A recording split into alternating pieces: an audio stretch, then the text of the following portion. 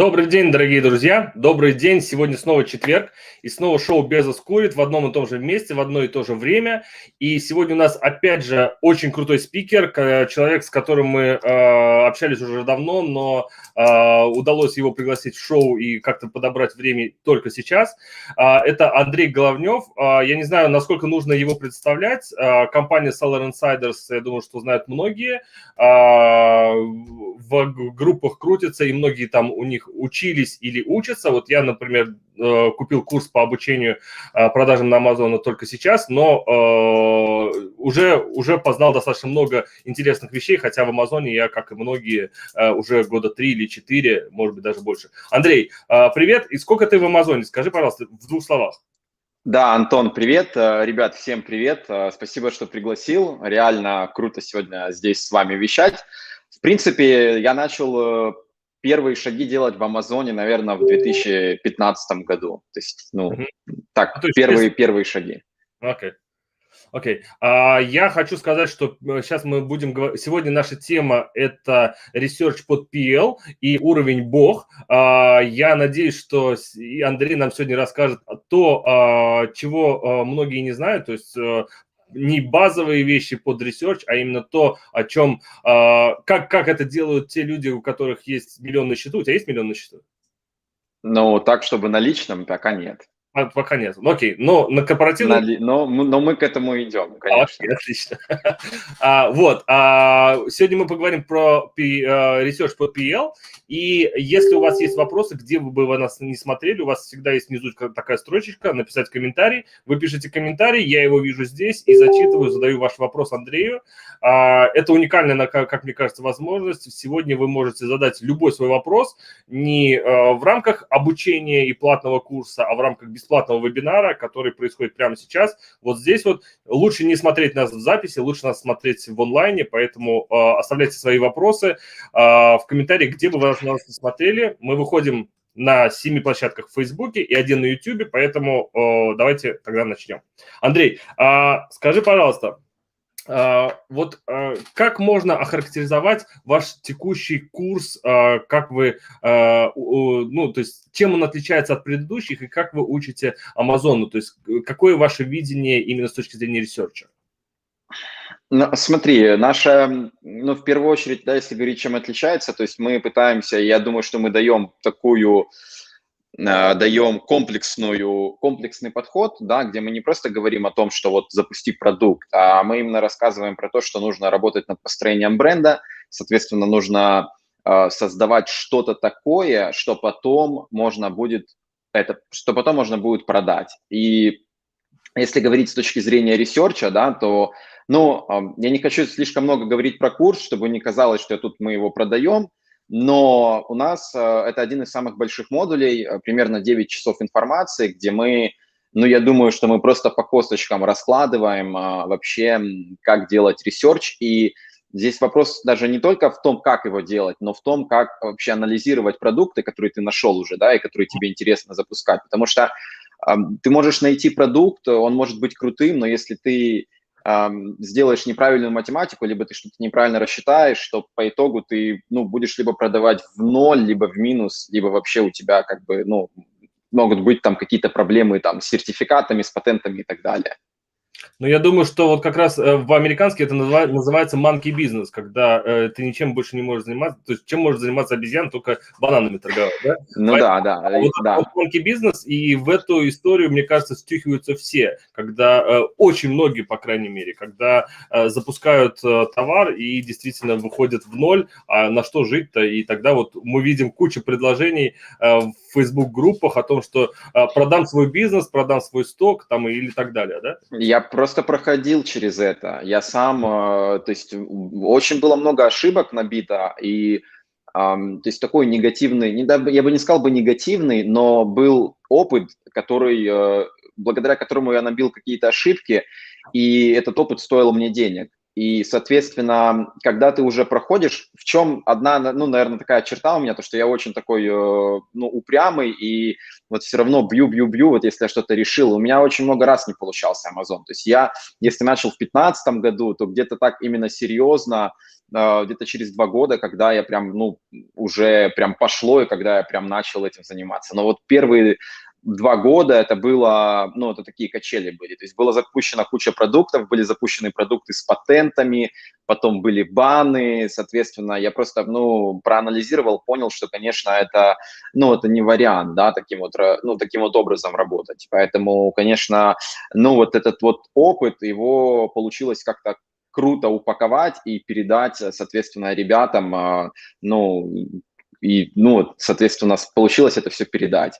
Отлично. Ну, да, давайте тогда уже не будем говорить про Selling Insiders. Selling Insiders это все хорошо, но сегодня мы поговорим именно про research. Давай начнем с каких-то базовых вещей. Понятно, что когда, ну, то есть по классике жанра, когда мы там все учились этому, кто-то, ну, многие учились в Sales Hub, да, еще много лет назад, по классике был research такой, что тебе нравится, в чем ты разбираешься, давай вот этот вот товар найдем аналоги, улучшим его и завезем на Amazon, будем продавать. Понятно, что, наверное, по хобби это уже не работает, ну, потому что это, мне кажется, совершенно поверхностный базовый уровень, да, поиска товара. Какой, вот давай поговорим о том, что вы рассказываете на своих курсах и какие есть действительно более глубокие и серьезные варианты, как сделать правильный ресерч, потому что, ну, что в этом у всех проблемы. Окей, да, смотри, крутой вопрос. Значит, по поводу того, вот этих вот, ну, скажем так, базовых вещей из разряда там, что тебе нравится, либо там, что тебя окружает и так далее, или там пойди в топ-100 главной категории, посмотри, что там продается. На самом деле идея того, чтобы строить бизнес вокруг продуктов или вокруг ниши, в которой у тебя есть passion, ну, это, я считаю, что это остается актуально и на сегодняшний день. То есть ничего нету плохого в том, что если мне, например, нравится заниматься велосипедами, ничего нет плохого в том, что если я начну заходить в эту нишу и что-то буду продавать. Какой плюс данного подхода? Сначала вот проговорим вот эти моменты, да, что ты сказал. Почему вообще я считаю, что это важно, ну, почему это не теряет своей актуальности. Когда ты начинаешь продавать или ты выбираешь какую-то новую нишу, в которой, ну, которая абсолютно новая для тебя, да, я не знаю, там, вот я сейчас смотрю на бассейн, да, там чистка бассейнов или там вот облицовка бассейнов и обслуживание бассейнов. Для меня это абсолютно как бы незнакомая ниша, да, там какие там продукты, фильтры, насосы, там какие-то химические ингредиенты, которые там это все чистят, совки, которые там чистят бассейн, да. То есть мне нужно это все изучать с нуля, и когда ты не находишься то есть так как эта ниша для меня абсолютно новая, я многих вещей могу просто не знать. Вот просто как бы не понимать, какие есть проблемы и с какими проблемами сталкиваются, например, овнеры бассейнов, да, если мы говорим там, у кого дома там есть свой бассейн. Когда ты начинаешь когда ты начинаешь выбирать, например, продукты либо нишу в том, в чем ты уже разбираешься, то ты уже можешь знать, какие есть проблемы у данных продуктов. Ну, например, я просто сейчас банальный пример привожу, чтобы было понятно. Мне нравятся байки, да, и, например, я вот покупал какие-то носки для велосипедов, и эти носки, ну, они мне не заходят. Они какие-то сползают во время езды, и я вот попробовал несколько там вариантов, и вот, ну, вот я не могу найти то, чтобы мне заходило. И, соответственно, я уже могу, ну, обнаружить какую-то проблему, то есть, что я лично столкнулся с какой-то проблемой, и, соответственно, я могу подумать, окей, а что если запустить какой-то, ну вот крутые какие-то носки, которые там будут эластичные, которые будут там помогать кровообращению во время работы. И, соответственно, я начинаю делать ресерч в этой стороне, вот в это направление. То есть в этом ничего нет плохого запускать продукты или ниши, в которых у тебя есть хобби, да, и то, что тебе нравится. Вопрос в другом, чтобы это пользовалось, во-первых, понятно, что спросом на Амазоне, если мы сейчас говорим за Amazon, и, конечно, чтобы ты на этом мог зарабатывать, потому что тебе может нравиться, как Дейл Карнеги говорил, мне может нравиться клубника, да, но когда я иду на рыбалку, я беру червячков, потому что рыба любит червяков.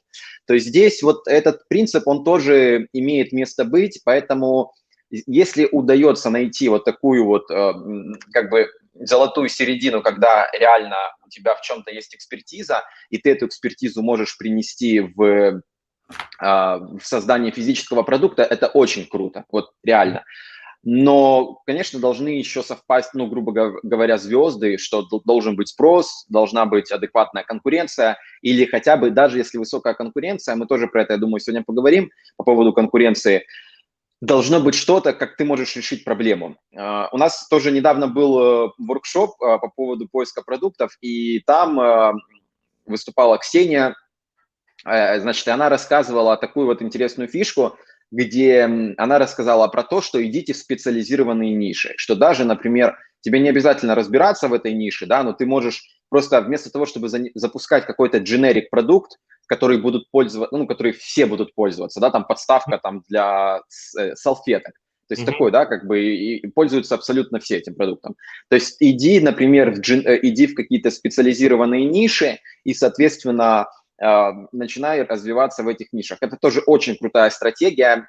Во-первых, в таких нишах гораздо меньше конкуренции, если мы говорим, да, по сравнению с generic нишей. И, во-вторых, очень четко выделена целевая аудитория. Ну, например, что я имею в виду специализированные ниши? Вот вязание спицами. То есть, да, например, есть как бы хобби, когда люди вяжут спицами, они там, кроме спиц, им нужны нитки, им нужны какие-то подставки для этих ниток, ну и так далее. Возможно, какие-то там холдеры. Я То помню, есть, я смотрел этот вебинар, я смотрел этот воркшоп, и Ксюша сказала еще интересные вещи по поводу, когда там занимаются кто-то ремонтом или там каким-нибудь ремонтом холодильников, кто-нибудь занимается, или какой-то сфере ремонта, то можно найти товары в этой нише, которые вот, то есть там заменитель какого-нибудь тросика или какой-нибудь гайки или какая-то такая штука техническая, вот, с которой можно конкурировать, и вход получается даже меньше, ну, то есть тебе не нужно миллион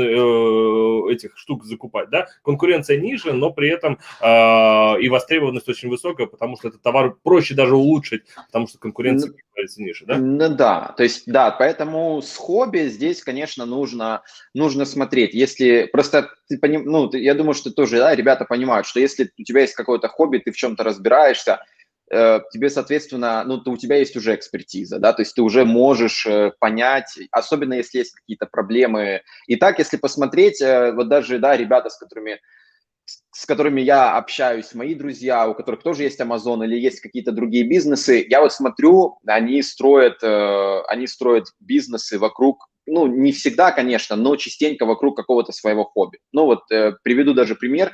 Я думаю, все знают ребят с Артезы, да, они сделали экзит. У нас есть это видео, у Черняка есть это видео. Соответственно, они начали новый бизнес, они начали как бы делать сейчас, они продают сейчас кофе, да, то есть они уже это запустили. Юргис, он очень любит кофе, он вообще кофеман, и, соответственно, вокруг этого они строят бизнес. То есть, как бы здесь, ну, вот соприкасаются, да, вот эти вот, когда тебе что-то нравится, ты в чем-то разбираешься, ты, ну, гурман, скажем, да, вот напитка, и, соответственно, ты начинаешь это продавать. То есть, как бы ты понимаешь, как донести value или как можно улучшить продукт, потому что ты сам являешься потребителем этого продукта. Андрей, слушай, у меня сразу вопрос. Вот если мы заговорили про кофе, я думаю, что все смотрели это видео у Черняка. Как можно зайти в нишу кофе, если ты еще пока ноль, а вот существует огромное количество мировых брендов, с которыми конкурировать шансов ноль, потому что Starbucks со Starbucks там или еще с кем-то ты конкурировать с такими ну, никак не можешь. Как можно... Если мы говорим про носки, допустим, то есть была история, когда все очень многие наши амазонщики заходили в эти сжимающие носки, которые там эти, ну, знаешь... Я, кстати, пример с носками просто привел, То есть первые 2 страницы выдачи все наши сидят. Знаешь, как заходишь в китайскую нишу, там все китайцы сидят. Ага. Тут в носках в этих сидели все наши, как, я не знаю, в репеллерах сидят все наши, там в пестицидах. То есть это вот, ну как, вот вопрос, да, проецируя на кофе, как заходить в такие ниши, вот где, ну, казалось бы, все, там смертоубийство. Да, это хороший вопрос. Я могу даже рассказать. У меня тоже был, кстати, опыт запуска кофе. И я продавал кофе на Амазоне, и, соответственно, это был самый мой первый продукт, который я запустил. Соответственно, сразу был выбран достаточно нелегкий путь, и это был самый, как я уже сказал, это был как бы вот в 2015 году, это был мой первый продукт. Соответственно, я нашел в Майами local roaster, то есть нашел, соответственно, компанию, которая жарит кофе. Это был наш мужик, значит, мы с ним договорились, что он мне там сделает небольшую партию, я какие-то придумал там этикетки, соответственно, все это сделал, отвез, получил ungated категории, это тоже там целая эпопея была с тем, чтобы завести, соответственно, и получить, ну, разрешение продажи этого продукта, там government and food, так категория называется. Вот, и, соответственно, кофе было доставлено, я начал его продавать, каким-то образом смог заренкаться на первую страницу по слову «арабика кофе», но как бы никаких там взрывов продаж не произошло. То есть там оно там продавалось по пару штук в день, но даже когда мы вышли, ну, на такое жирное ключевое слово «арабика кофе», то продаж, ну, не было никакой спайки, и, соответственно, ну, через полгода, опять же, такого набивания шишек, потери денег, ну, пришлось этот проект закрыть. И поэтому моя рекомендация, да, ребятам, кто хочет что-то начать подобное, все-таки, ну, давай подведу итоги, скажу, почему я считаю, что у меня не получилось, или, по крайней мере, не получилось так, как я хотел, потому что все-таки все равно продажи были, но это не был тот объем продаж. Я не помню, сколько там мы продавали, может, по 5-7 штук в день, но во-первых, цена, да, то есть была достаточно дорогая по сравнению вот с этими mass-production кофе, типа как Starbucks, потом есть там Pablo, какие-то бренды, Lavazza, то есть они реально, у них цены, если я продавал там за $20, то у них там, они продают за 10, там есть такие большие паки, я сейчас просто их не назову, потому что я не знаю, как они называются, но я думаю, что все их видели, там такие какая-то там красная упаковка, гигантские там, или Оли, или еще как-то, и там есть такие Maxwell House, они вообще продавали там по $7-8, а я продавал там небольшую, там 1 паунд продавал за $20. То есть в первую очередь как бы проблема была в том, что по отношению с такими большими игроками, да, как ты говоришь, которые реально закупают миллионы тонн кофе, да, там, я не знаю, ежемесячно, ежегодно, конечно, они могут позволить себе продавать дешевле, потому что у них себестоимость кофе дешевле.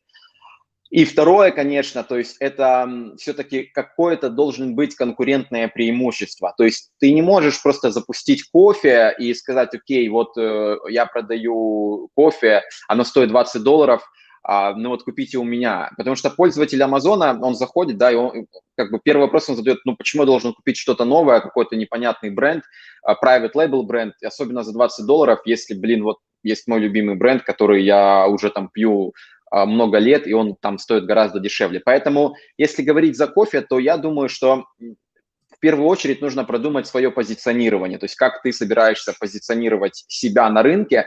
И то есть это неплохо конкурировать со Starbucks или с какими-то другими большими брендами. В этом ничего нету, в плане это не так, что типа нет, как бы вообще туда не стоит лезть.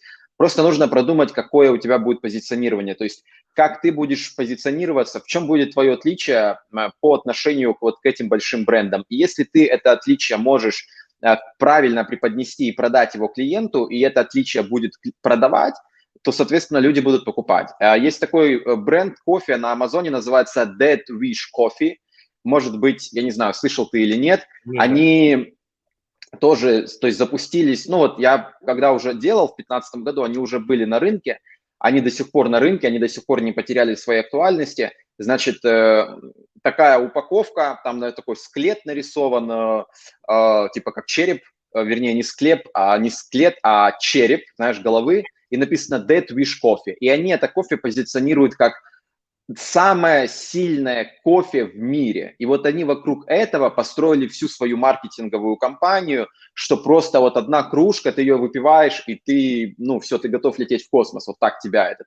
И, соответственно, вокруг этого вот у них такое позиционирование, да. Например, у ребят они выбрали позиционирование эко, то есть у них, ну вот если говорить, да, вот за ребят, то есть у них позиционирование эко, они позиционируют кофе как то, что это самое там 2% какого-то кофе со всего мира, которое там взято с каких-то там где-то там, что это супер там чистое и так далее, то есть у них такое позиционирование. Соответственно, и аудитория у тебя будет отличаться, поэтому мне Ну да, кажется, что в данном... те, кто пьет кофе, да, а будут только те, кто вот за экологичную какую-то вот эту вот, да. Есть Ну, какой-то кофе, который выкакивают еще какие-то там макаки, какие-то животные. ну да, Самый да, дорогой это как-то кофе, который- блу, там как-то, я тоже не скажу, что я там супер разбираюсь в кофе, но да, идея в том, что ты можешь просто определить, кто твоя целевая аудитория, ну как бы люди, кто пьют кофе, их много, да, и одни готовы покупать кофе за $10 и не готовы платить больше, и есть люди, которые будут готовы покупать за $30, потому что они могут себе это позволить,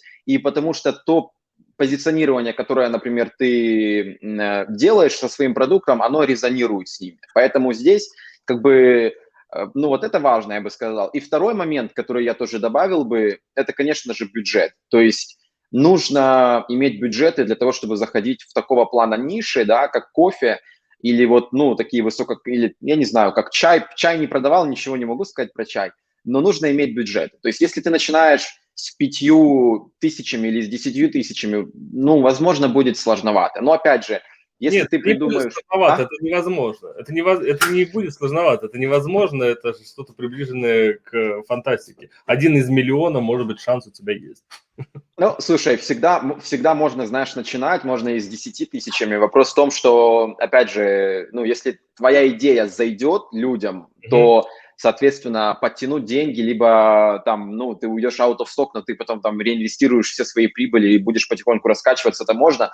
Просто для этого я бы так сказал, что для того, чтобы создать такого плана проект, нужно иметь опыт вообще в бизнесе, даже не в бизнесе, а опыт, наверное, в создании брендов и очень крутой опыт в маркетинге, в том и в позиционировании, чтобы ты понимал, как вообще, какой value ты несешь. Потому что очень много ребят, которые запускают продукт на Амазоне, я тоже, когда запускал раньше продукт, я тоже про это не понимал. То есть мы просто запускали такие, все, там нашли какой-то продукт, и мы его запустили. Но когда ты начинаешь строить бренд, ты начинаешь работать над позиционированием, правильно? То есть это важно. То есть начинаешь как бы нести идею людям, какой value твоего бренда и вообще почему ты этим занимаешься, да? То есть ты не просто там день тут пришел, чтобы только бабосов заработать, а именно какая-то философия, какая-то идея, которая стоит у тебя за брендом. И это очень важный момент, который я считаю, что наши, по крайней мере, не все, но много ребят, они упускают его. То есть потому что они, знаешь, Мало кто это делает, да, не согласен. дают просто, как бы не думают, что это важно. То есть, но на самом деле это важно. Даже когда ты создаешь листинг, и у тебя, когда ты начинаешь бренд, даже, скажем так, и ты придумываешь какую-то идею и позиционирование своего бренда, и потом ты начинаешь вокруг этого позиционирования строить, соответственно, создание продуктов, листинги, рендеры, иконографику, эти EBC-контент, и это начинает прослеживаться. И плюс это также прослеживается и в твоей рекламе и так далее. То есть ты пишешь те же там какие-то заголовки, которые отвечают твоему позиционированию. Например, там уникальные продукты, уникальные гифты. Да, вот мы продаем уникальные гифты или там супер крутые гифты, которые дарят вау на лица, кому их дарят. Да? То есть, соответственно, это идет у нас в рекламе, там, там Ну, или там... Андрей, вот скажи мне, Да, смотри, правильно я понимаю, что вот грамотный ресерч должен начинаться с идеологии? Ну, то есть вот ты должен сначала придумать философию, а только потом делать под нее ресерч, да? Или нет? Или это наоборот? Где здесь? тут Где здесь вот эта вот золотая середина? Скажи мне, пожалуйста. хороший вопрос, кстати, вообще очень философский, я бы так сказал. Ну, мы же Потому говорим что, про идеальную, мы говорим про ресерч под PL вот высокого уровня, смотри, да? это хороший, да, смотри, хороший вопрос. Ты можешь есть, знаешь, как, что было раньше, курица или яйцо. Вот здесь я бы так сказал.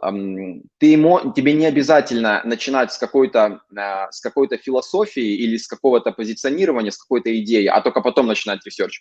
Ты можешь найти продукт, который будет крутым или который ты захочешь запустить, и под него ты можешь продумать, как ты это будешь позиционировать. То есть можно и так, и так. Я не думаю, что что-то одно должно быть вот типа вот только это правильно. То есть ты можешь найти, грубо говоря, продукт, который будет классно продаваться, и потом подумать, как его круто будет поставить, как это сказать, как versus competitors, да, как ты можешь его противопоставить твоим конкурентам и как ты это будешь позиционировать. То есть это можно делать уже после того, когда ты найдешь продукт. Если ты знаешь, например, какую-то, ну, грубо говоря, нишу, да, в которой ты хочешь продавать, или у тебя есть, ну, вот то, что мы говорили, да, там какие-то навыки, экспертности в каких-то специализированных вещах, ты, конечно, можешь сначала продумать, как ты это хочешь делать, какое у тебя видение, а дальше уже начинать смотреть под это продукты. Так тоже можно. Поэтому я думаю, что здесь каждый выбирает, как ему удобнее. Если человек только-только начинает делать бизнес на Амазоне и делает первые шаги, я думаю, что ему более практичней все-таки будет найти сначала продукт, а потом уже делать позиционирование этого продукта и думать, как это сделать. Вот, потому что, как бы, ну, уже если у тебя есть опыт, если ты уже знаешь, да, чего ты хочешь, или, например, как что-то и поменять, или как улучшить какой-то продукт, ты можешь, соответственно, сначала это все продумать позиционирование, дальше просто уже взять этот продукт и начать его. Я понял. Скажи мне тогда, мы поговорили про там нишу со специализированными товарами, да? Там, в принципе, как мне кажется, то есть базовые вещи мы просто берем узкоспециализированные там какие-нибудь гайки и болты, вот, и туда заходим.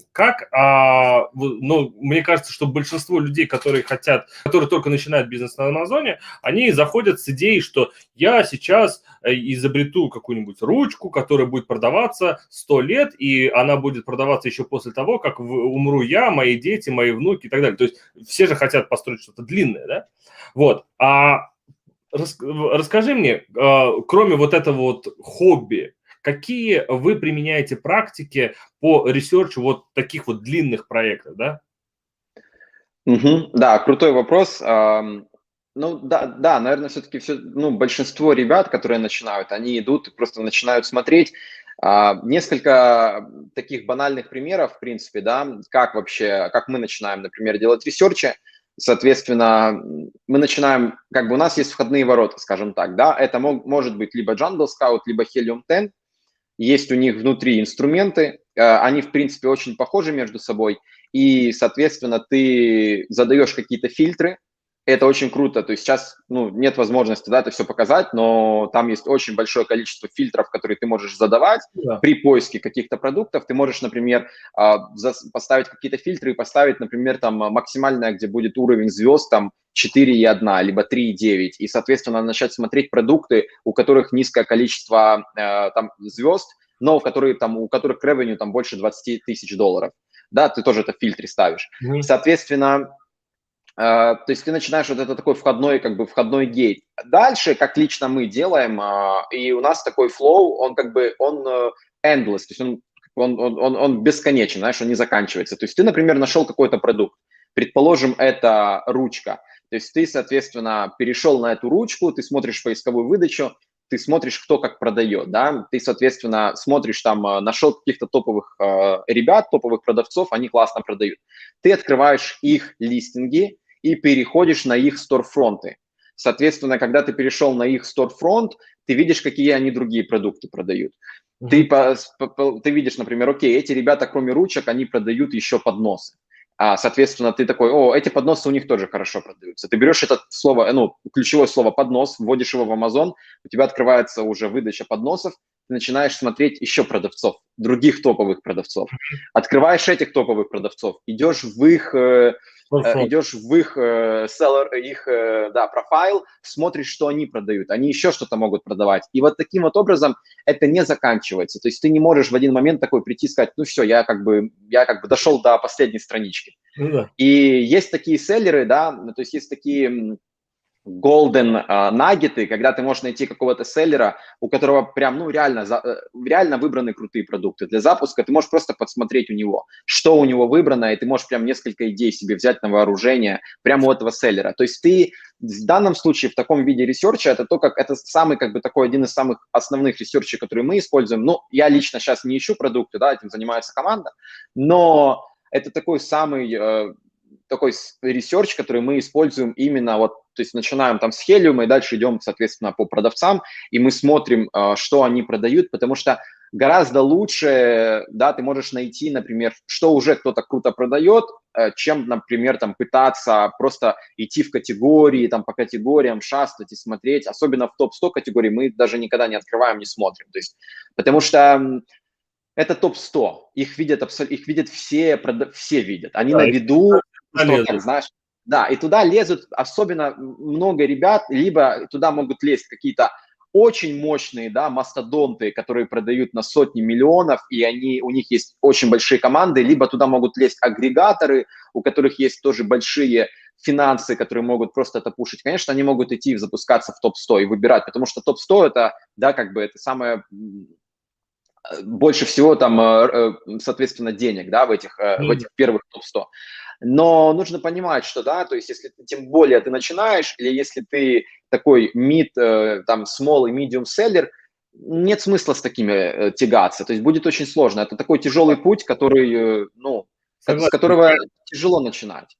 Я согласен с тобой. Ксюша говорила на этом, что почему хорошего еще ваш метод. То есть я вот здесь вот хотел бы добавить, Ага. кто не знает, да, чем хорош вот этот вот метод, когда вот ты берешь с малыми звездами, но с хорошим ревенью, да, заходишь на листинг и потом идешь на storefront, потому что, как ты сказал, если компания, продавец продает ручки и подносы, то, скорее всего, он, как это сказать, не специализируется на одной нише, как Starbucks и с кофе, да?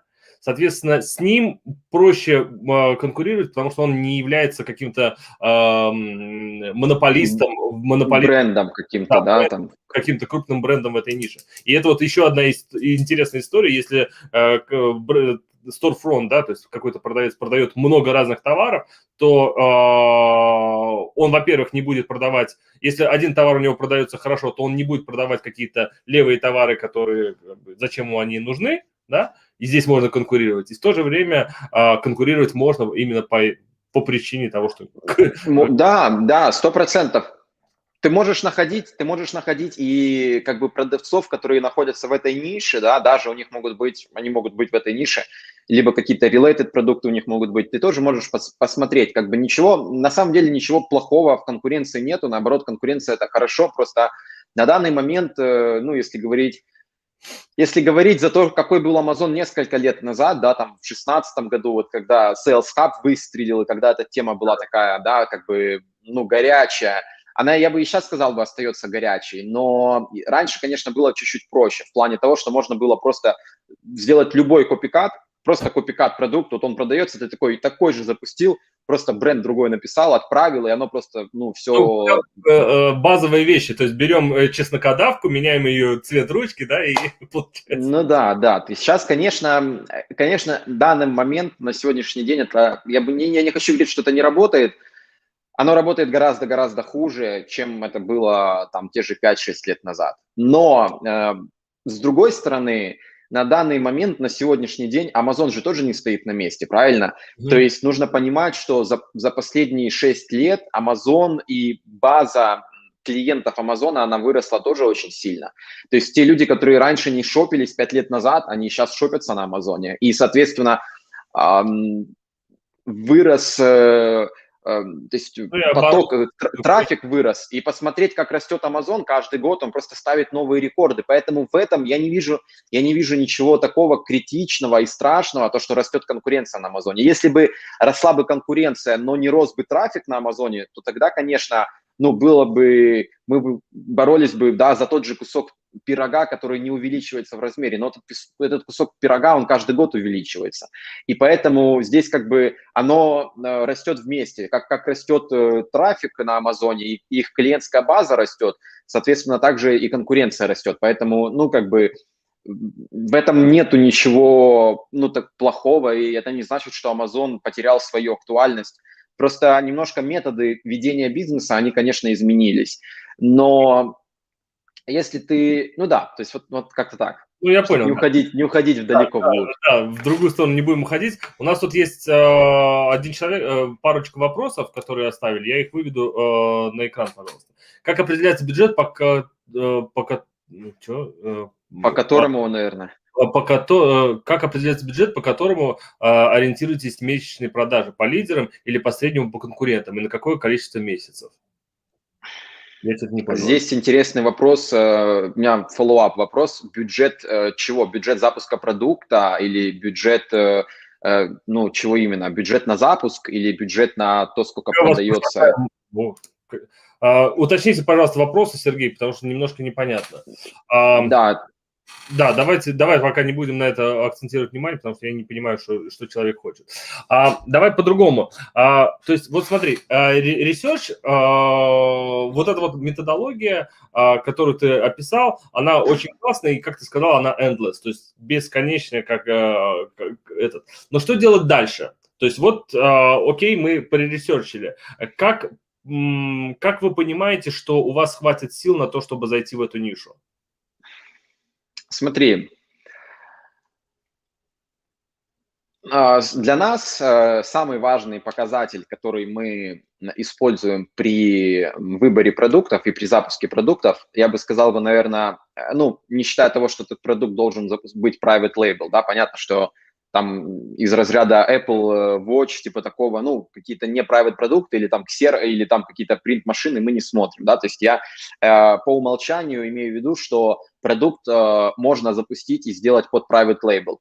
Вот, то есть для нас приоритет и самый первый пункт, который мы ставим во главе всего, это маржинальность продукта. То есть это, соответственно, какой у нас, сколько мы будем зарабатывать после выплаты всех, абсолютно всех фи, всех затрат на маркетинг, затрат на доставку, на обслуживание, на создание там листингов и так далее, да, то есть как бы всех сопутствующих там уплаты налогов на этот продукт, таксов, вот для нас это номер один, то есть мы смотрим на самый номер один, это, соответственно, после учета, после выплаты абсолютно всего у нас должен оставаться кэш на руках. Вот это номер один, на что мы смотрим. Второе, наверное, на что мы смотрим, я бы сказал на то, каким образом мы можем этот продукт каким-то образом изменить для того, чтобы спозиционировать его по-другому. То есть ситуация в том, что конкуренция, да, то есть если вот мы говорим сейчас очень большая конкуренция на Амазоне, да, вот очень много продуктов, листингов, которые имеют там 10 тысяч, 15 тысяч ревью, но их не нужно бояться на самом деле, таких листингов, их не нужно бояться. Нужно ставить вопрос, каким образом ты можешь отличаться. То есть если мы видим, что мы можем каким-то образом добавить какой-то value, либо сделать что-то иначе, то тогда это будет очень большой плюс для нас. И для нас то, что там будет какое-то количество продавцов, у которых там будет 10 тысяч отзывов, для нас не будет проблемой.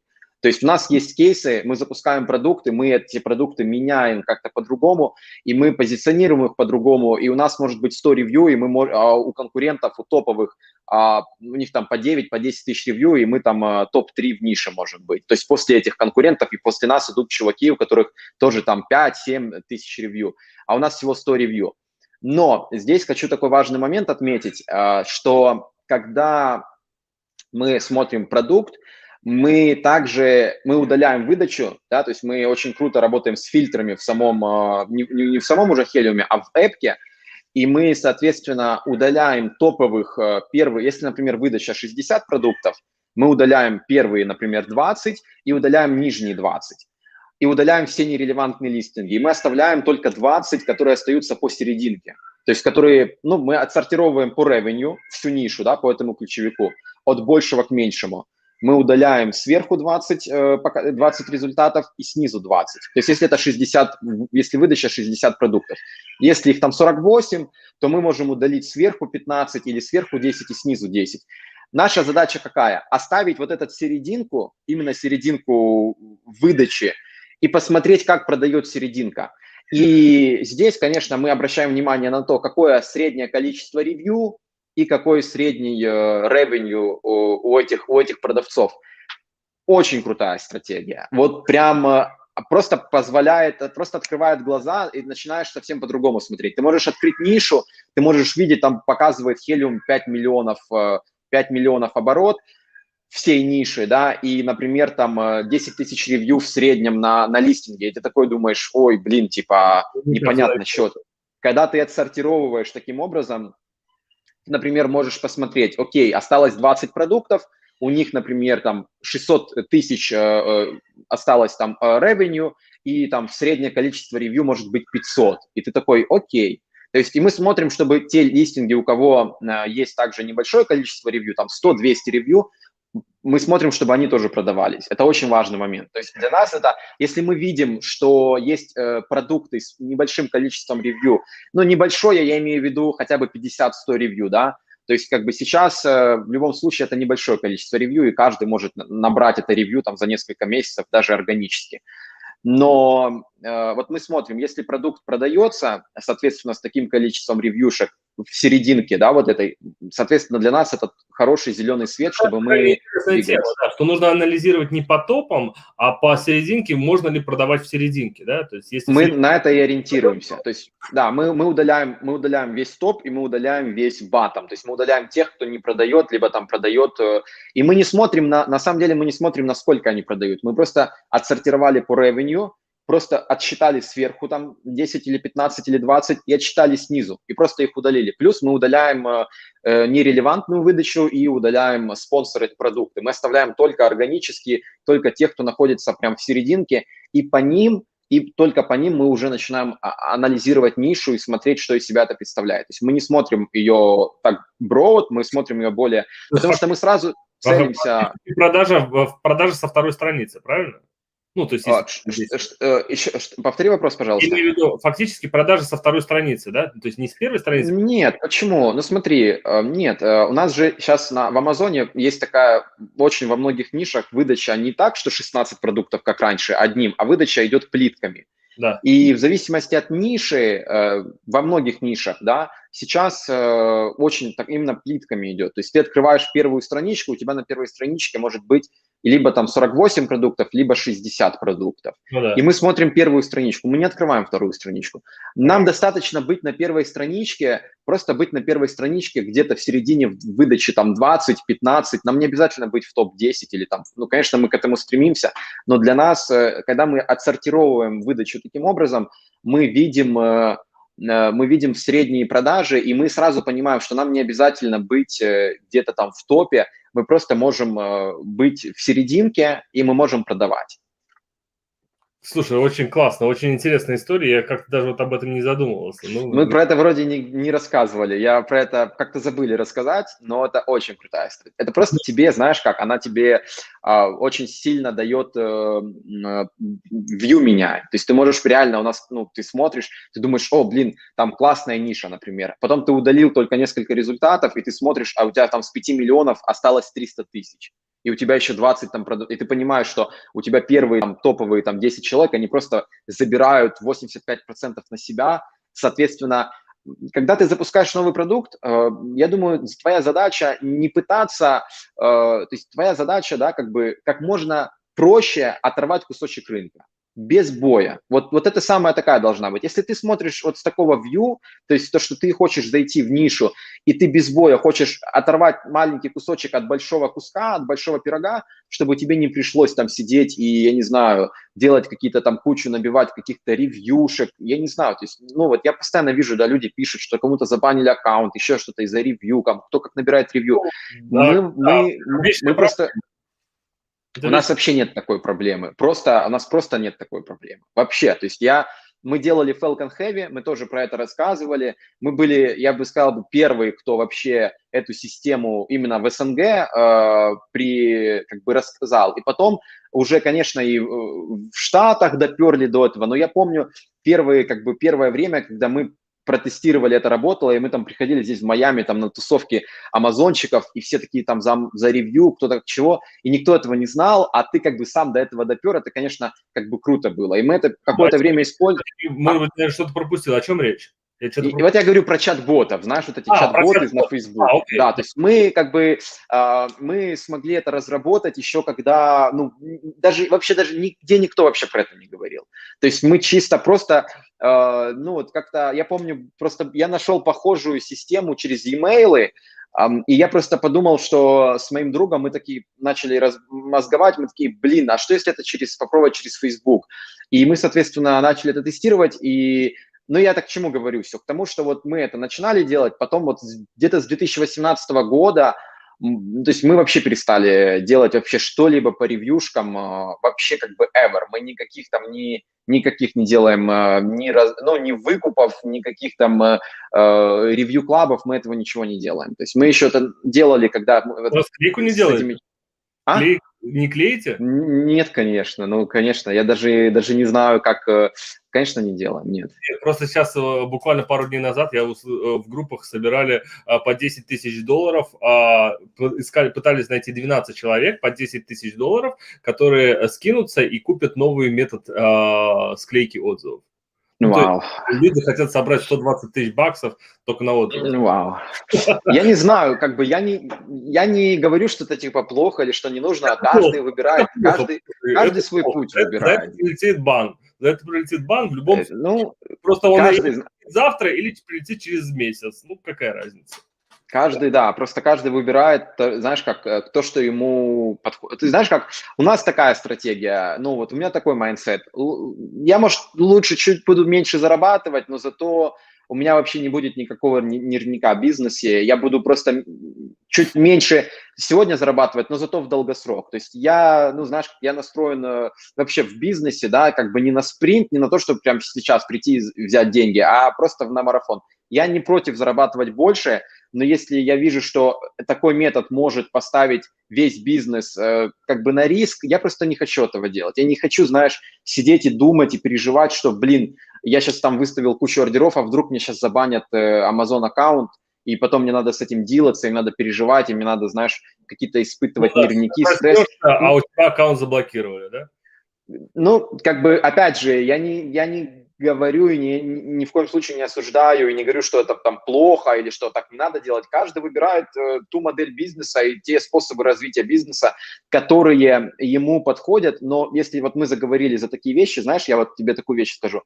Почему, то есть мы не делаем и не развиваемся в каких-то черных схемах? Потому что ты как предприниматель, ты не развиваешься. То есть да, ты можешь зарабатывать классные бабки, но ты как с точки зрения предпринимателя, с точки зрения экспертности, ты не развиваешься, потому что ты узнаешь черные схемы, ты, например, узнаешь как-то, их взламываешь, эта черная схема через полгода перестает работать, ты начинаешь искать новую, но ты с точки зрения как бы твоих скиллов, да. ты ноль. То есть ты умеешь разбираться в черных схемах, но чтобы тебе создать, например, какой-то там бренд или тебе создать сайт и привлечь туда продажи, и чтобы настроить какие-то воронки, чтобы дать value клиентам, как бы ты этого вообще не знаешь, например, как делать, потому что у тебя фокус как бы зациклен на таких схемах.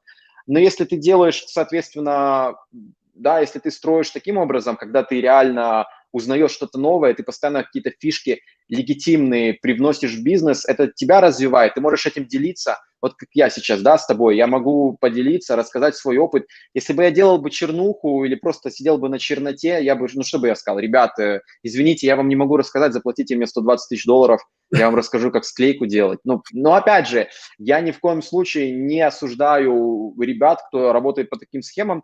Я считаю, что каждый выбирает то, что ему лучше подходит, в зависимости от его ситуации, от его возможностей брать риски. Ну да, наверное, как-то так. Но опять же, каждый выбирает свой путь, то, что ему нравится. Но по итогу, как бы, ну, я думаю, что... По итогу выигрывают только те, кто играет в долгую, потому что... Я думаю, что да. Ну, да, я думаю, что так. Ну, в любом случае, возможно так. Я знаю ребят, кто делает тоже какие-то схемы, они очень круто зарабатывают, и к ним, ну, большой респект, то, что они, да, таким образом могут делать. Но лично мне это не подходит. То есть, знаешь, как, если кому-то нравится велосипед, а кому-то нравится бег, ну же ничего плохого нету в том, что, например, кто-то бегом занимается. Просто это, как бы, каждый выбирает то, что ему больше подходит. Ну да, согласен. Слушай, у нас очень много комментариев, но все в основном комментарии благодарственные. Спасибо, уже слышал ответ. Андрей, спасибо за эфир, очень круто. Круто. Спасибо за эфир. Но, ребят, как-то несерьезно, надо больше вопросов задавать, так, чтобы Андрей вспотел тут и сдал все свои бизнес-идеи. Секретики. секретики, чтобы все с потрохами сдал. Мы же для этого здесь собрались. Но вот один вопрос. Из вашего опыта, какой процент продуктов в портфолио генерирует основной кэшфлоу? И сколько должно быть продуктов в этом портфолио? Подскажите, пожалуйста. Да, классный вопрос. Значит, у нас есть несколько виннеров, которые генерируют основные продажи. Есть часть продуктов, которые продаются гораздо меньше, либо они имеют какую-то сезонность. Все-таки сейчас сейчас у нас фокус такой, чтобы те новые продукты, которые мы запускаем, мы хотим эти продукты раскачивать, да, для того, чтобы доводить их до определенного уровня, да, там, например, 30-40 тысяч и запускать новые продукты. То есть сейчас у нас больше такая стратегия. Если раньше мы могли просто запускать, мы очень еще, да, через сайт очень много продавали и, соответственно, очень много продуктов запускали под сайт, то на данный момент, то есть стратегия такая: лучше иметь меньше продуктов, но эти продукты каждый будет, даже не так скажу, лучше иметь больше продуктов, но чтобы каждый из них генерировал стабильную прибыль, чем чтобы у вас было 1, 2, 3 продукта, которые будут генерировать всю прибыль. То есть вот возвращаясь, есть такое правило Парето, да, то есть 80/20, плюс-минус пропорция может меняться, там где-то 70/30. У нас, например, сейчас я бы сказал, наверное, 20/80. То есть у нас 20% продуктов, которые генерируют 80% кэшфлоу, и нам это не нравится. То есть мы сейчас хотим, то, что я сейчас вам говорю, эту идею, что лучше иметь 10 продуктов, и каждый из них будет продаваться по 10 тысяч, чем иметь 10 продуктов, 2 из них будут продаваться по 40, а другие будут продаваться все на 20. У тебя и в первом случае, и во втором ты продаешь на 100 тысяч. Да. Но в первом случае, когда у тебя 10 продуктов генерируют каждый по 10 тысяч, у тебя диверсификация сумасшедшая. Если тебе что-то произойдет с одним продуктом, ты уйдешь out of stock, то ничего страшного не случится. Да. У тебя будет также 90 тысяч, ты будешь делать. Если ты уйдешь out of stock, когда у тебя продукт генерирует 40 тысяч, и ты по нему уйдешь out of stock, ты лишился 40 тысяч месячного оборота. Соответственно, ты уже не на 100 продаж, а продаж на 60. Если у тебя, кроме out of stock, могут какие-то быть другие проблемы, да, то есть Amazon запросил какие-то листинги, прилетела жалоба, еще что-то, какие-то проблемы могут быть, листинг, может быть, забанился, листинг может просто откатиться на вторую страницу, по нему могут просесть продажи. Такое тоже может быть. В нише там конкуренты запустили что-то новое, либо еще что-то там поделали, либо реклама стала хуже работать, и у тебя этот продукт, который у тебя приносил основную прибыль, он начал, то есть у тебя этой прибыли уже нет. Это очень опасная ситуация, поэтому я бы все-таки равнялся на то, чтобы каждый продукт генерировал плюс-минус примерно одинаковое количество, и тогда это будет гораздо более сейф. Даже если два продукта по каким-то причинам перестанут генерировать прибыль, то у тебя будет еще 8 продуктов, которые по 10 тысяч генерируют. Я понял. Слушай, на наш призыв по поводу вопросов посыпались вопросы, поэтому я их буду выводить сюда. Ага. Так ревью вы получаете исключительно органические, и чат-боты, как получаете стартовые продажи для первых отзывов? Через PPC? Значит, чат-боты мы не делаем, то есть я, как сказал, мы это делали, когда только эта тема появилась, мы перестали делать. Я знаю, что сейчас тоже ребята кто-то делает, просто их стало очень опасно делать, поэтому мы чат-ботов не делаем, реально где-то с 2018 года, может там с конца, я не помню, но уже несколько лет точно не делаем. Ревью получаем органически, да, мы делаем, соответственно, Vine-программу, она работает тоже как бы плюс-минус, иногда она может круто там получить клеймы, и, соответственно, иногда бывает такое, что продукт не получает клеймов. Второе, что мы делаем, у нас есть такая программка, называется AMZ Капитан, можете загуглить, посмотреть, есть это и у Jungle Scout, есть у Sellerize ребят, то есть это Review Requester называется.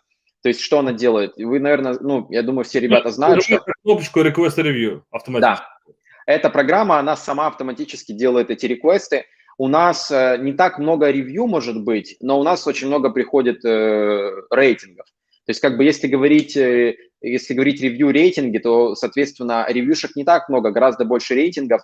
Ну и дальше, чем ты начинаешь больше продавать, тем, соответственно, у тебя больше приходит этих ревьюшек. Поначалу первое время чуть сложновато, конечно, но мы просто, ну, как только раньше была еще Yearly Review программа, соответственно, мы делали ее, мы получали первые несколько ревью, и мы начинали, соответственно, включать какую-то там PPC небольшую, но в целом, если кто-то делает раздачи, да, то есть мы тоже иногда прибегаем к раздачам, особенно на старте мы можем делать какие-то раздачи, и потом это ревью-реквестер, он просто догоняет этих людей, он просит оставить их ревью, кто-то оставляет, кто-то нет, но когда у тебя есть уже, там, я не знаю, 10-15 отзывов, то уже гораздо легче, а дальше потом это органически потихоньку раскачивается. Ну, первое время, первые пару месяцев продукт, возможно, он не перформит так, как он перформит через полгода. То есть это тоже такой вот важный момент, то, что мы видим, что продукты, они первые там месяц, полтора месяца, они могут гораздо хуже продаваться, чем они продаются потом, когда у них уже чуть больше ревью есть. Но вот еще раз подводя итог, отвечая на вопрос, это Vine и это AMZ Капитан, то есть реквестер ревьюшек. Мы не высылаем никакие имейлы из разряда «Привет, спасибо, что вы купили, мы маленький бизнес, мы это делали раньше». У нас очень это плохо работало. Просто как бы, ну, конверсия была, я даже не скажу какая, ну, просто было дно, и мы просто перестали это делать. Вот так как мы стали делать с этими request-ревьюшками, оно работает нормально. Да, именно от Амазона.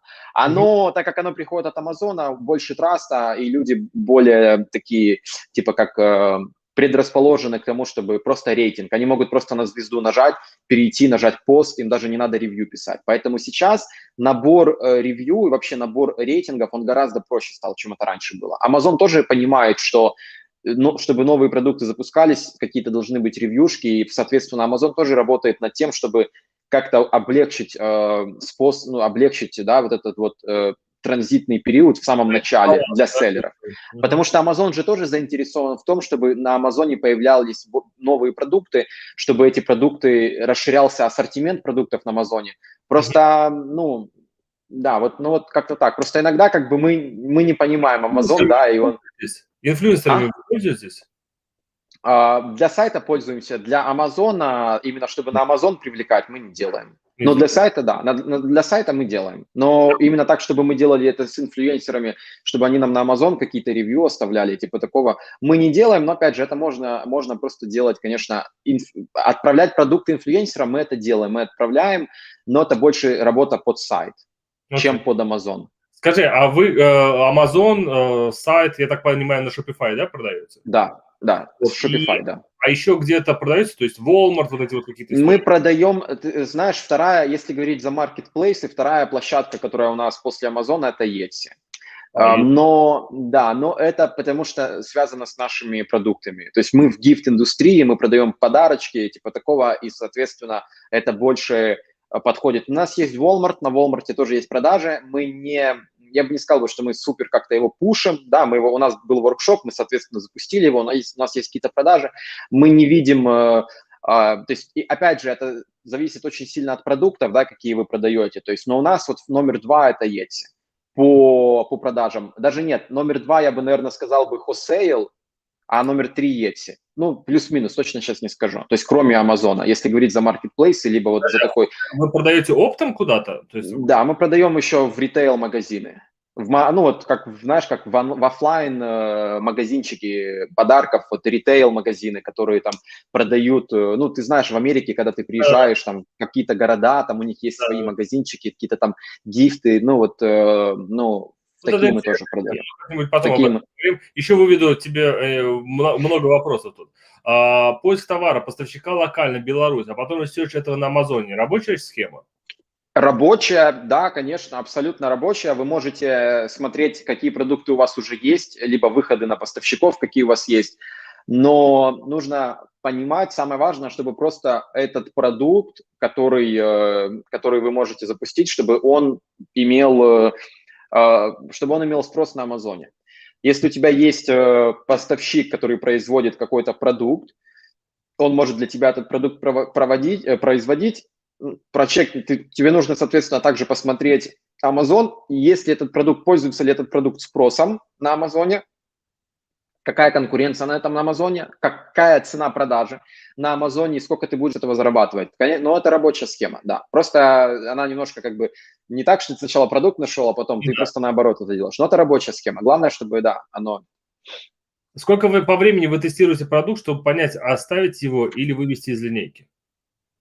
Я бы не сказал, что у нас есть типа как тестирование, что мы типа такие, окей, мы тестируем этот продукт, мы запустили продукт, первый ордер, мы, как правило, делаем около 2000 юнитов, мы делали раньше больше, но делали и меньше, но такой как бы больше лучше не заказывать, меньше мало что можно понять, да, если ты там закажешь 500 юнитов, по крайней мере в нашем, да, как вот в нашем опыте, мы заказываем 2000, мы смотрим, как он продается, если мы видим, что он есть какой-то интерес, мы выставляем еще один ордер, и дальше мы смотрим, соответственно, вообще, интересно ли нам заниматься этим продуктом. Если он, соответственно, если он продается, конечно, интересно. Если мы видим, что этот продукт не оправдал наших ожиданий, мы можем его распродать и как бы и больше, ну, просто распродать его и все, Хорошо. и закрыть его. Видео в листинге продукта насколько по опыту увеличивает конверсию? Видео must-have в листинге продукта, ну, типа, это обязательно. Средняя конверсия на ваших продуктах, если это есть, относится к видео? Значит, по поводу того, насколько видео увеличивает конверсию в листинге, я не могу сказать, я не знаю, потому что мы, когда создаем листинг, мы сразу же загружаем туда видео, поэтому у нас нет такого, что мы типа создаем листинг, потом добавляем. То есть мы просто, да, мы добавляем видео. Мы, если у нас есть возможность и время, чтобы снять это, именно сделать профессиональное видео, мы делаем именно профессиональное видео в студии с моделями. Если времени такого нету, либо если продукт не позволяет это сделать, то мы, соответственно, делаем какую-то слайд-шоу, да, например, красивый слайд-шоу с красивыми какими-то буллетами, которые появляются, и мы добавляем. То есть мы делаем всегда листинг, мы делаем с видосом, поэтому не могу это сказать. Must-have по поводу конверсии на листингов, я бы сказал, конверсия колеблется. Есть листинги, на которых конверсия по 30%, по 35%, есть листинги, на которых конверсия там 10%. У нас есть один проект, ну, опять же, это может сейчас показаться так, типа, что, знаете, как, что, типа, Андрей тут немножко вешает лапшу, преувеличивает. У нас есть проект, 4 продукта, конверсия на листингах около 70%, где-то от 60 до 70% конверсия на листингах, на 4 листингах. Не так много трафика, но я просто, ну, как бы, если бы, то есть, ну, вот, просто такое есть, это может быть. Я, конечно, сам был в шоке, но, я, опять же, там не так много трафика, может быть, эти, там, по несколько продаж в день, там, может, 5, 6, 7 продаж в день каждого продукта, но конверсия больше 60% на этих листингах. Ну, вот, это другой проект, но, опять же, и другая ниша. Это потому что качественный листинг и Да. товар, хоть и в узкой нише. Это, скажем так, это новый проект, в который вот то, что мы сегодня говорили, мы продумывали, да, позиционирование, мы продумывали то есть продумывали, как позиционировать бренд, как позиционировать продукты. Мы сделали очень крутой брендинг, который создает впечатление большого бренда. То есть, когда ты заходишь на листинг, у тебя ощущение такое, будто это какой-то большой классный бренд. Именно вот именно получилось таким вот, ну вот получилось так сделать, да. И вот я думаю, что это основная причина, почему такая конверсия. Но я вам просто, ну вот руку на сердце положа, могу сказать, что, ну, от 60 до 70% за месяц, ну вот я не знаю, последний раз я смотрел там пару недель назад, потому что я не проверяю, если честно, конверсию каждый день, но конверсия там за месяц, ну или за то время, сколько мы продаем, она была реальна. И это без раздач конверсия, это именно органическая конверсия. Но я правильно понимаю, что везде ABC-контент, ну, то есть Конечно, конечно, да, ABC-контент, конечно, нет, конечно, то есть листинги топ-левел сделаны, топ-левел. Платите за листинг. Сколько у вас стоит листинг один, ну, так вот, чтобы, знаете, сделать? Ну вот сейчас, да, мы запустили, кстати, недавно сервисы, сейчас $1300 это, ну, создать полноценный листинг. От А до Я. Но я пообщался с ребятами, кто тоже в этой нише, кто работает над сервисами. Я показал несколько примеров того, что мы сейчас делаем, показал наши листинги, которые мы себе делали. Ну, как бы, То есть говорят, что это мало. То есть говорят, что типа что это мало. $1300 это включая фото и видео или нет? Или просто тексты? Это без видео, это полностью, это листинг под ключ с EBC-контентом, но без видео. Видео – это как бы вообще отдельная история. Да? С фотографиями? Конечно. Это рендеры, либо это рендеры и инфографика. Я понял. Я тебе скажу, что недавно я был на форуме в Лас-Вегасе, где наши Проспер-шоу это было. Там было много наших. Ага. Вот, так вот, я не буду даже называть, кто это, один из людей, которых тоже он живет во Флориде, которым не очень такое отношение в наших группах, продает просто написание текста за $1000. То есть, как бы вот... Я заказывал копирайтинг, мы делали копирайтинг супер какой-то дорогой, мы заказывали у каких-то топовых ребят, мы заказывали копирайтинг у обычных копирайтеров. На самом деле здесь не всегда можно понять. Я тебе могу показать два текста и сказать, один стоит $70 в час копирайтер, а другой стоит $25 в час копирайтер, попробуй определить. Порой ты просто скажешь, блин, два текста хорошо написаны, либо два текста написаны херово. Поэтому здесь, конечно, дороже, я так хочу сказать, дороже не всегда значит лучше,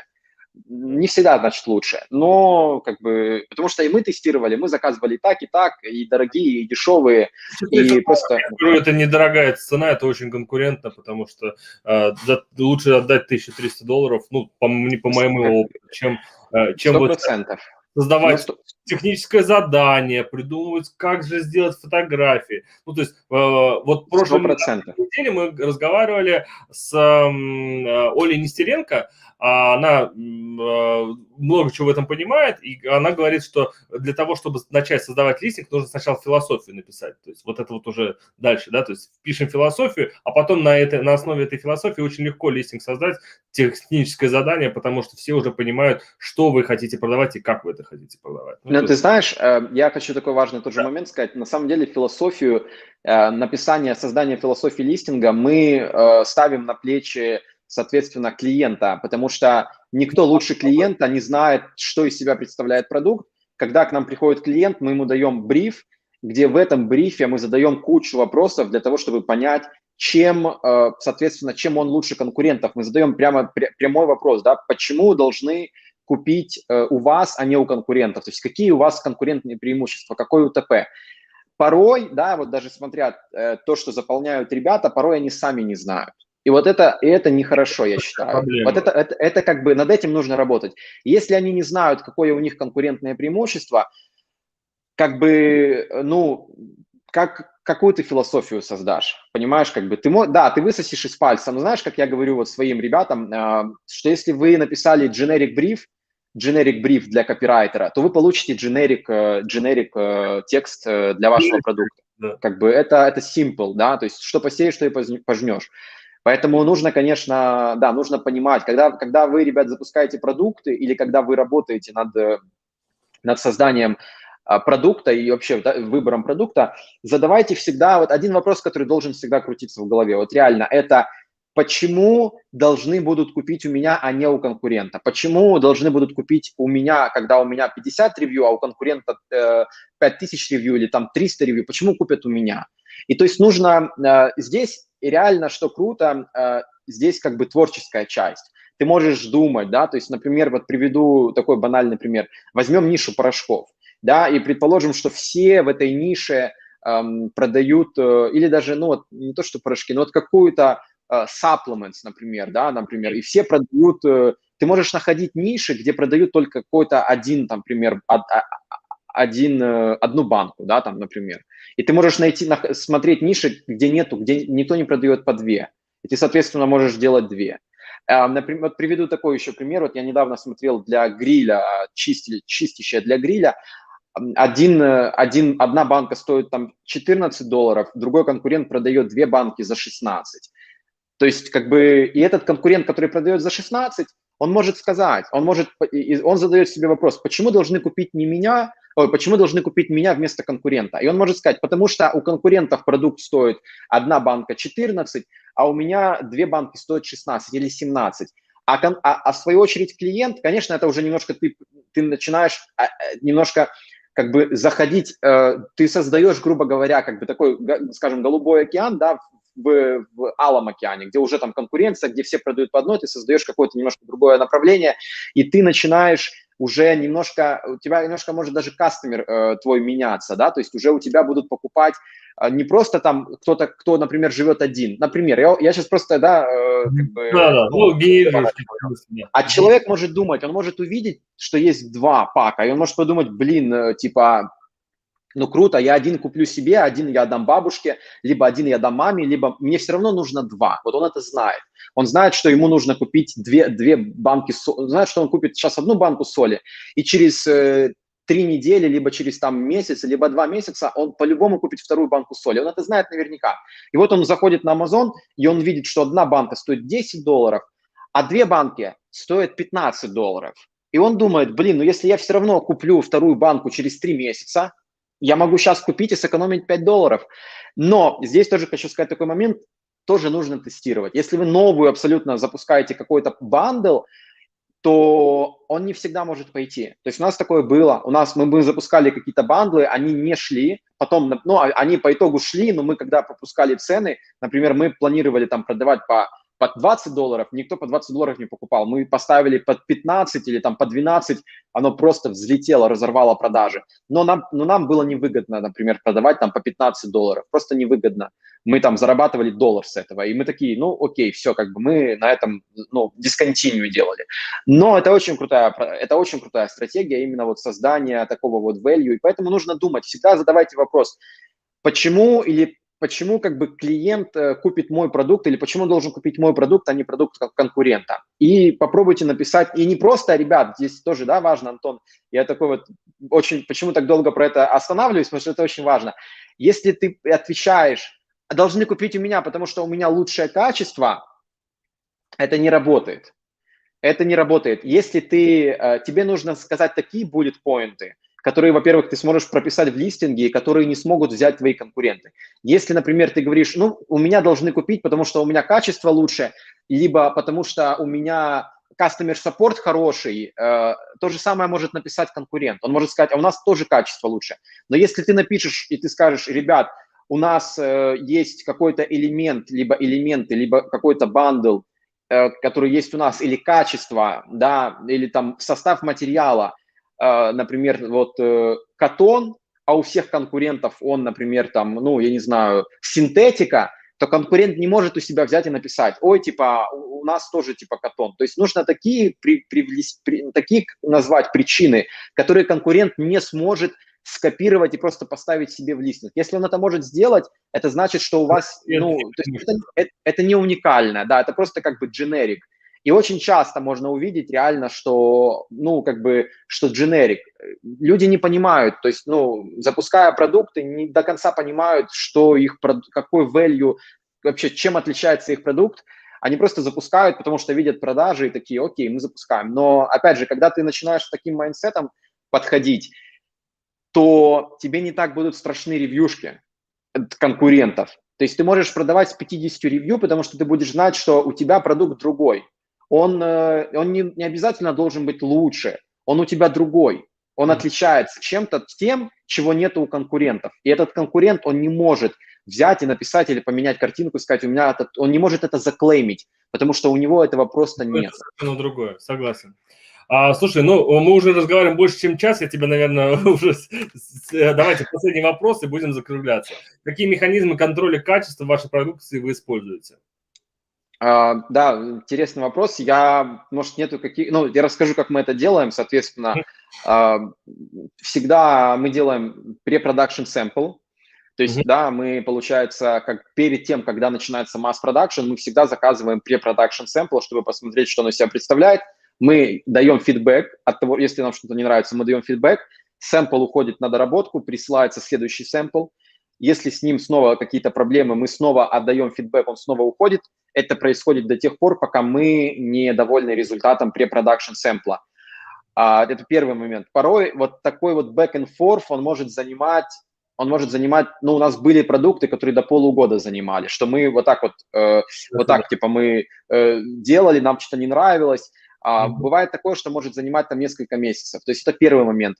Второй момент – это post-production sample. То есть когда готов продукт, нам тоже supplier, соответственно, его высылает, мы его смотрим, и мы его сравниваем вот с тем pre-production сэмплом, который мы утвердили.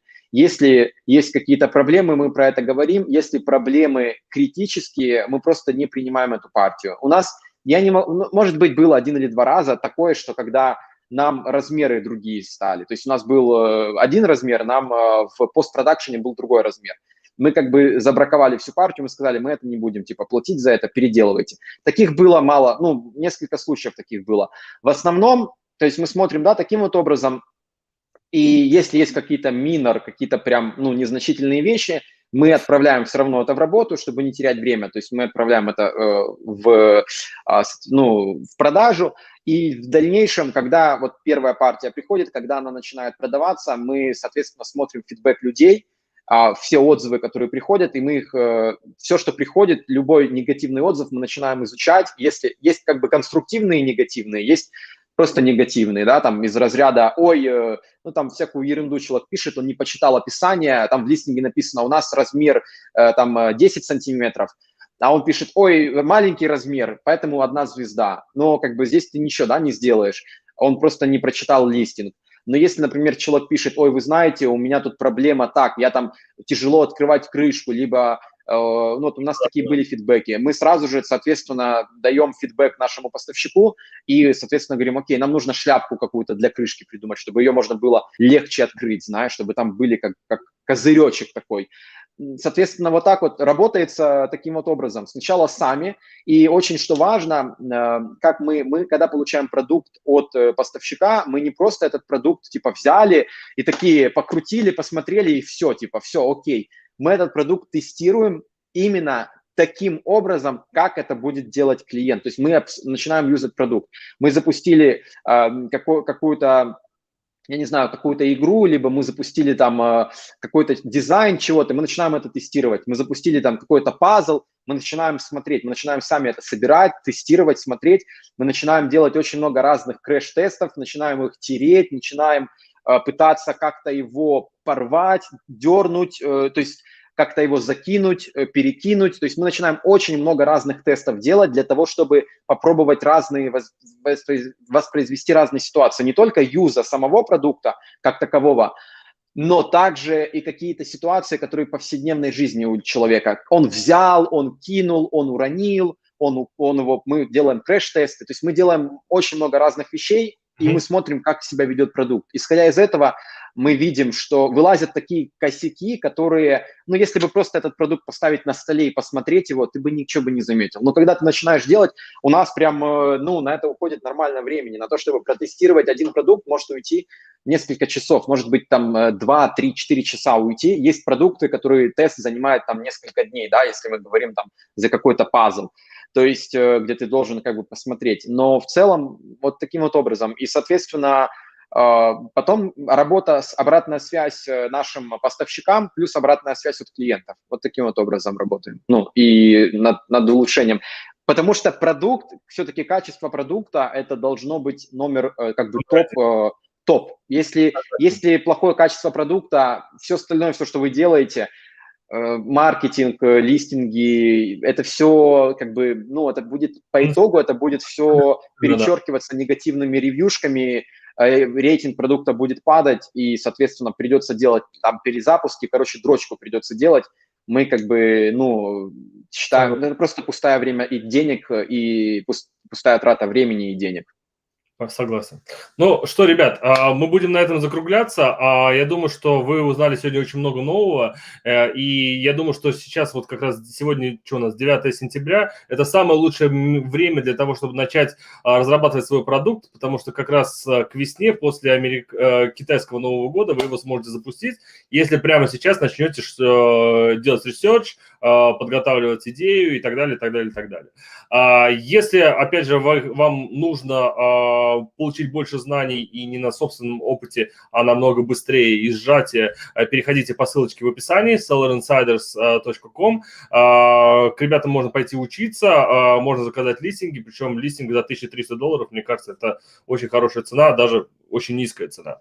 Вот. Ну, Андрей, спасибо тебе большое. Мне было очень интересно с тобой общаться. Я узнал много нового, а если я узнаю много нового, значит, это все прошло не зря. Мне кажется, что и зрители наши узнали, и я уверен, что, может быть, мы с тобой сделаем еще какую-то тему вместе. Можно другую тему, конечно. Можно будет через какое-то время и что-то другое взять.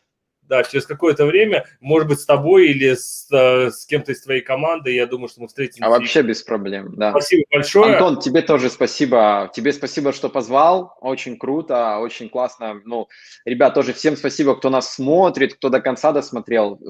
Всех благодарю. Реально очень, классно делиться знаниями и, соответственно, тоже какую-то пользу приносить. Все, спасибо большое. Это было шоу «Безос курит». Увидимся через неделю или через 2 недели. Нет, на следующей неделе меня не будет, поэтому у нас будет небольшой каникула, а уже через 2 недели у нас будет новый спикер и новое шоу. Всем спасибо, всем пока. Всем пока.